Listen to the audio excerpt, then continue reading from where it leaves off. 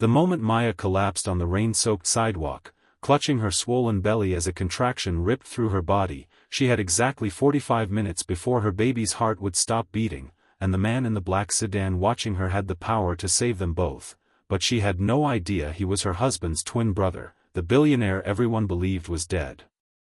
Maya screamed into the empty street, her voice swallowed by thunder, knowing that if she didn't get to a hospital in the next hour, she would lose the only person left in this world who would ever love her unconditionally.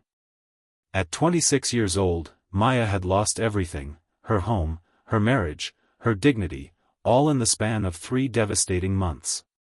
Her caramel-brown skin was pale from malnutrition, her once bright hazel eyes now hollow with exhaustion. The thin blue maternity dress she wore, faded and torn at the hem, clung to her shivering frame as rain poured down mercilessly. She had been walking for 6 miles after her husband changed the locks on their apartment, telling her the baby wasn't his and that she should find whoever the real father was. But there had been no one else. There had only ever been Daniel. And now Daniel was gone, and she was alone, 9 months pregnant, with no money, no phone, and no one to call even if she had one. The burning question that had haunted her for months blazed brighter than ever: why had the man she loved with every fiber of her being suddenly become a monster who wanted her dead? The black sedan's door opened slowly, and a man stepped out into the rain. He was tall, perhaps 6'2", with deep brown skin and sharp, aristocratic features that seemed carved from marble. He wore a tailored charcoal suit that probably cost more than Maya's entire year of rent, and his dark eyes held an intensity that made her breath catch despite her agony. For one confusing moment, she thought it was Daniel, the same strong jaw, the same broad shoulders, but something was different. This man moved with a quiet authority Daniel had never possessed, and there was a scar running along his left temple that she had never seen before. "Please," Maya gasped, reaching toward him with trembling hands. "Please, can you take me to the hospital? My baby, something's wrong. I can feel it. Please, I'm begging you." The man stood frozen for a moment, his expression unreadable. Then, without a word, he swept her into his arms as if she weighed nothing and carried her to the car. The leather seats were warm, and the interior smelled like sandalwood and something else, something expensive and safe. Maya sobbed with relief as another contraction tore through her, gripping the stranger's arm with desperate strength. "Hold on," he said, his voice deep and commanding. "I'm taking you to St. Catherine's. It's the best hospital in the city. You're going to be okay." I don't have insurance," Maya whispered, shame burning her cheeks. "I don't have anything. They won't take me." The man glanced at her through the rearview mirror, and something flickered in his dark eyes, recognition, perhaps, or something deeper. "They'll take you," he said quietly. "I promise." Maya didn't understand why this stranger was helping her, but she was too exhausted and terrified to question it. She leaned back against the seat and prayed for her baby, prayed for survival, prayed that somehow, somewhere, the universe would finally show her mercy. The hospital was a blur of bright lights and urgent voices. Maya remembered being placed on a gurney, remembered doctors and nurses surrounding her, remembered the stranger's voice cutting through the chaos with calm authority. She remembered someone saying, "placental abruption," and "emergency cesarean," and "we're losing her." And then everything went dark. When Maya opened her eyes, she was in a private hospital room that looked more like a luxury hotel suite. Sunlight streamed through floor-to-ceiling windows, and fresh flowers filled every surface. For a moment, she thought she had died and gone to heaven. Then she heard it, a soft, mewling cry coming from somewhere beside her. "Your daughter," a gentle voice said. Maya turned her head and saw a nurse holding a small bundle wrapped in a pink blanket. The baby was perfect: 10 tiny fingers, 10 tiny toes, a head full of soft black curls, and her father's beautiful brown skin. Maya's heart shattered and rebuilt itself in the span of a single heartbeat as she reached for her child. "She's healthy," the nurse continued, placing the baby in Maya's arms. 7 pounds, 4 ounces. A fighter, just like her mama. Tears streamed down Maya's face as she held her daughter for the first time. "Hi, baby girl," she whispered. "I'm your mommy. I'm going to protect you forever. I promise." The door opened, and the stranger from the rain walked in. He had changed into a simple white shirt and dark trousers, but he still radiated that same quiet power. He stopped at the foot of her bed, his eyes fixed on the baby with an expression Maya couldn't decipher. "Thank you," Maya said, her voice cracking. "You saved our lives. I don't know how I can ever repay you." The man was silent for a long moment. Then he said something that made Maya's blood run cold. "My name is Marcus Cole. And I need to tell you something about your husband, something that's going to change everything you thought you knew." Maya's heart pounded as Marcus pulled a chair beside her bed and sat down heavily, as if the weight of what he was about to say was crushing him. She instinctively held her baby closer, some primal part of her sensing that her world was about to shatter again. "Daniel and I are twins," Marcus began, his voice low and measured. "Identical twins, separated at birth. I was adopted by the Cole family, one of the wealthiest families on the East Coast. Daniel was raised by our biological mother, who struggled her entire life. We didn't know about each other until 3 years ago." Maya's mind reeled. Twins? Daniel had never mentioned a brother, let alone an identical twin who was apparently a billionaire. But even as confusion clouded her thoughts, pieces of a puzzle she hadn't known existed began clicking into place. Daniel's sudden changes in behavior, his mysterious phone calls, his growing obsession with money. "When we met," Marcus continued, "Daniel became obsessed with what I had. My money, my company, my life. He wanted it all. And when he couldn't have it, he decided to destroy me instead." "I don't understand," Maya whispered. "What does this have to do with me?" Marcus's jaw tightened. 6 months ago, Daniel came to me with a proposition. He wanted $50 million to disappear, to start a new life somewhere else. When I refused, he threatened to expose family secrets that could destroy the Cole empire. We argued, and he pushed me off a cliff during a hiking trip. I was in a coma for 3 months. Everyone thought I was dead, including Daniel. Maya's stomach lurched. The man she had married, the man she had loved, the man whose child she had just brought into the world, was a would-be murderer? It couldn't be true.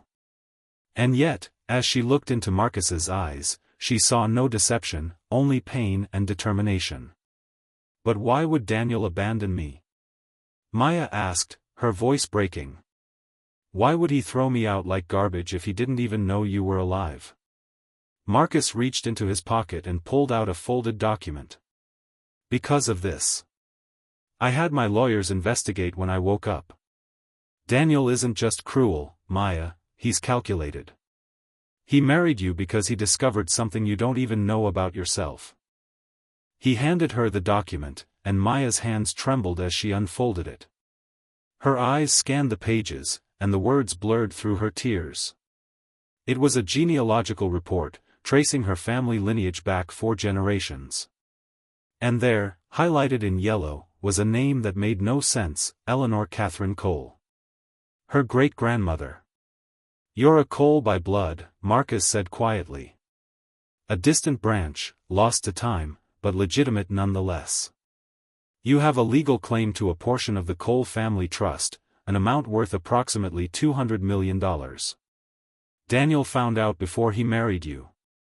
He thought if he married you and then got you to sign over your rights without knowing what they were, he could claim it all." Maya felt the room spin. This couldn't be real. She was nobody, an orphan who had grown up in foster care, working 2 jobs just to survive, marrying the first man who showed her kindness because she was desperate to belong to someone. And now this stranger was telling her she was an heiress? "The papers he had you sign before the wedding," Marcus said gently. "Did you read them?" Maya's blood turned to ice. She remembered those papers, pages and pages of legal jargon that Daniel had assured her were just standard prenuptial agreements to protect them both. She had trusted him. She had signed without question because she loved him, and love meant trust. He tricked me, she breathed, the betrayal cutting deeper than any knife. He married me for money. And when I got pregnant, when things got complicated. He tried to get rid of you, Marcus finished grimly. He convinced you to terminate the pregnancy, didn't he? Made up some story about genetic concerns? Maya nodded, tears streaming down her face. Daniel had been relentless for weeks, showing her fake medical reports, claiming their baby would be born with severe disabilities.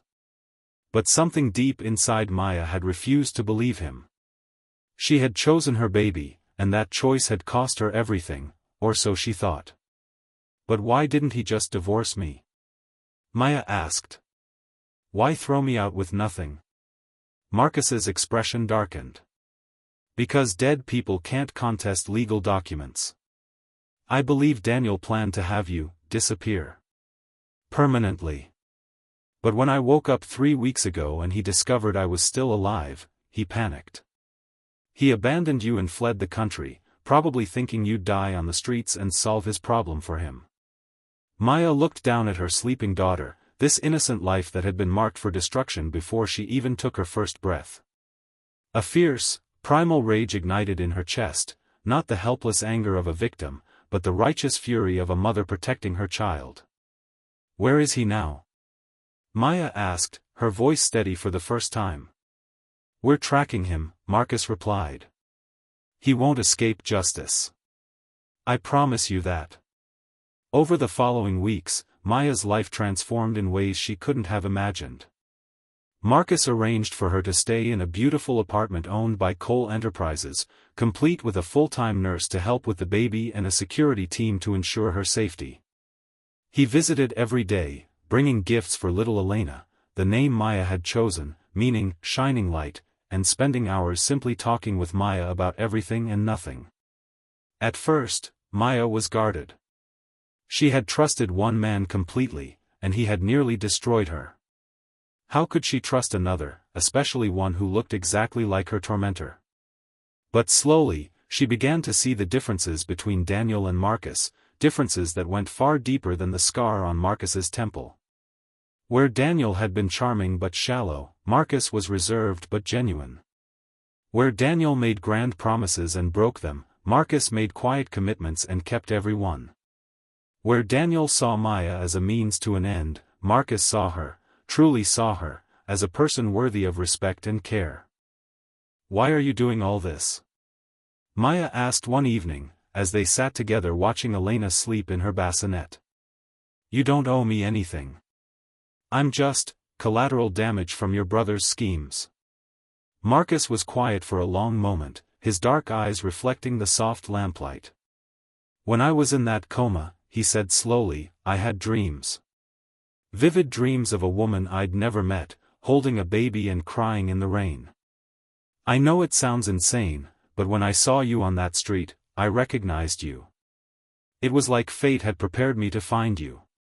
Maya's heart stuttered. That is insane. I know. A small smile tugged at Marcus's lips.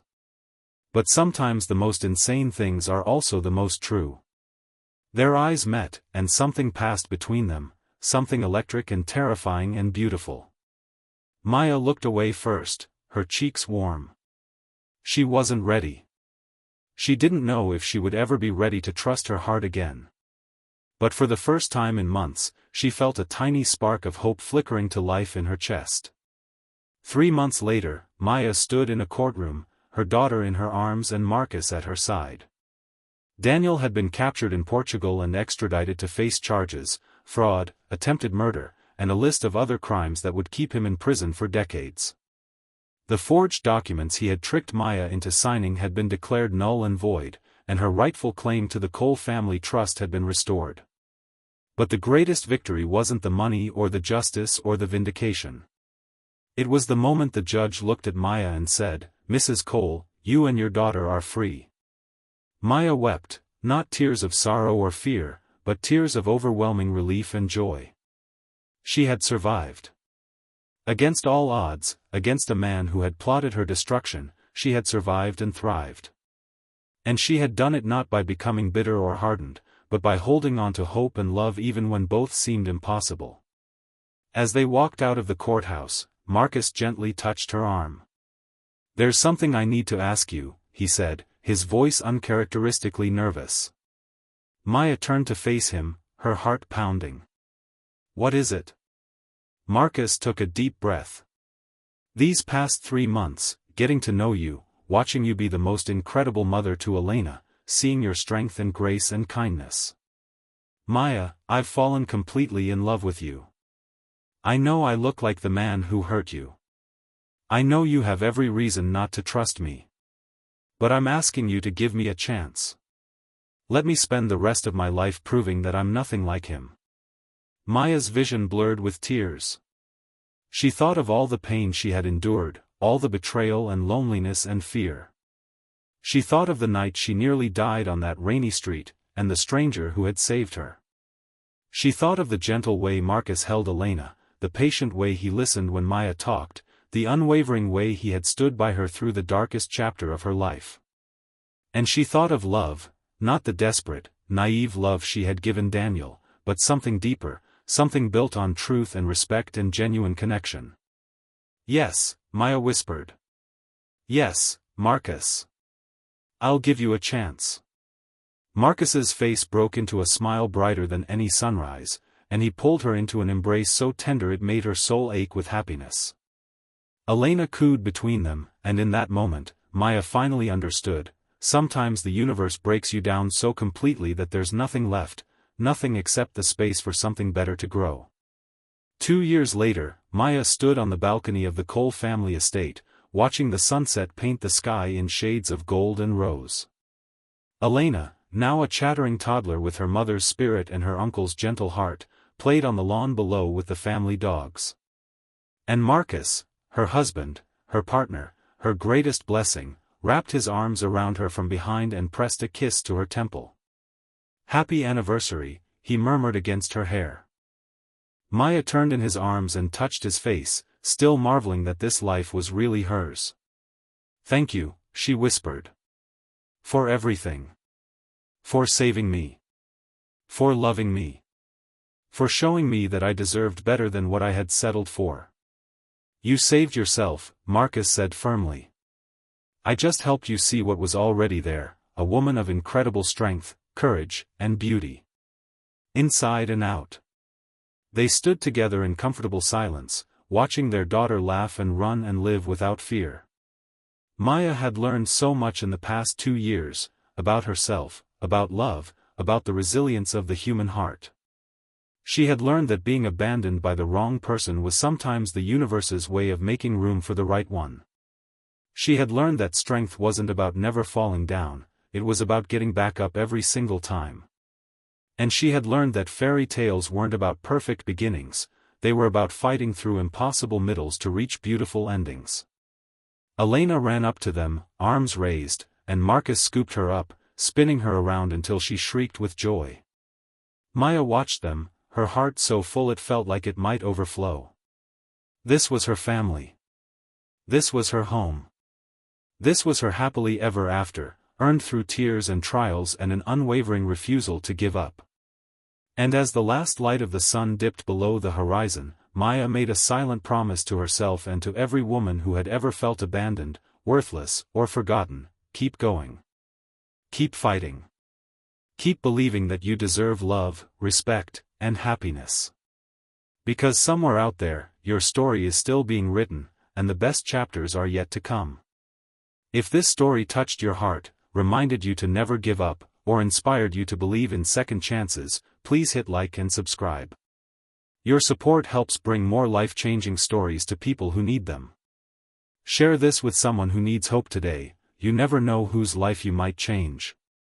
Until next time, remember, your worth is not determined by those who leave you, but by the love you choose to give yourself.